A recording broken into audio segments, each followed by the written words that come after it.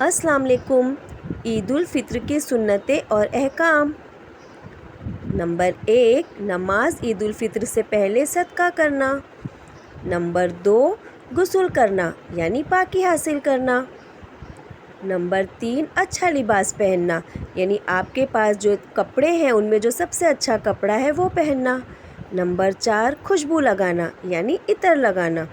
Number 5, Eid ul Fitr की नमाज से पहले ताक खजूरें खाना यानी 1 खजूर या 3 या 5। नंबर 6, ईदगाह पैदल जाना। नंबर 7, अपने दोस्त और अकारिब के साथ ईदगाह जाना यानी अपने करीबियों के साथ। नंबर 8, एक रास्ते से ईदगाह जाना और दूसरे रास्ते से वापस आना। नंबर 9, घर से ईदगाह जाने तक तकबीरात कहना। तकबीरात क्या है?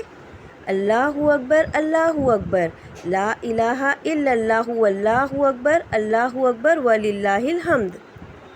जज़ाकल्लाहु खैरन कसीरन कसीरा। अल्लाह हाफिज़ और बहुत बहुत ईद मुबारक।